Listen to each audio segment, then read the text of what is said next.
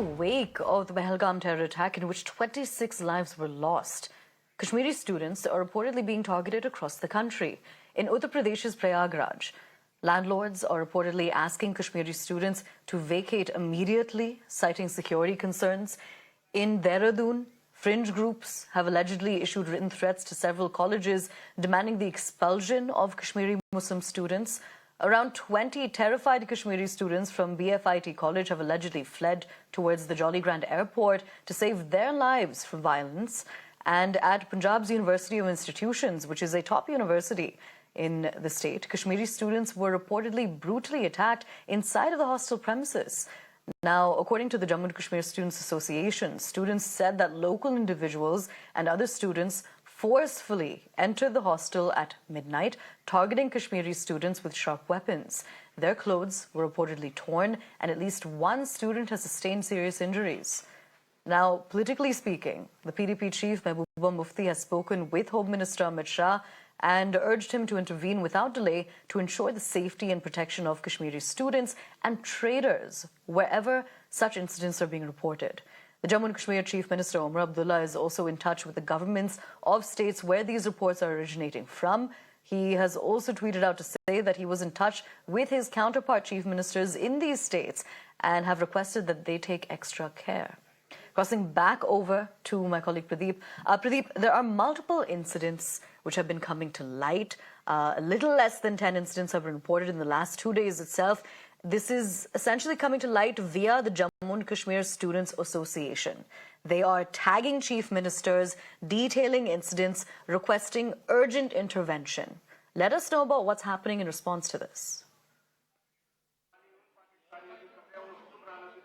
Yes, sir, that's really unfortunate. This thing should not have happened, because by doing so, the fringe element will only be falling into the trap of Pakistan. That's what actually Pakistan really wanted. They wanted to go for communal killing because they wanted a backlash in different parts of the country. And if fringe element will start intimidating and threatening Kashmiri students, they will be indirectly helping Pakistan, because that's what actually Pakistan wants. Pakistan doesn't want unity and integrity of India. They do not want people of India to coexist together. They want that fault line between the Hindus and Muslims to be widened. That's what actually they want. That's one of the reasons that they identified people, killed them. They wanted that this thing should get publicized and there should be attack on Kashmiri students in different parts of India. But I think they should, these fringe elements need to take lesson from the people who are here, because I've seen in protest many of the Muslims are here. They're saying that we are together with our Hindu brothers, because at the end of the day, the idea of India means Hindu, Muslim, Sikhs, Christian together fighting against terror. That is what the message they are sending here from Delhi. So I think they need to take lesson from them. They should not fall into the trap of these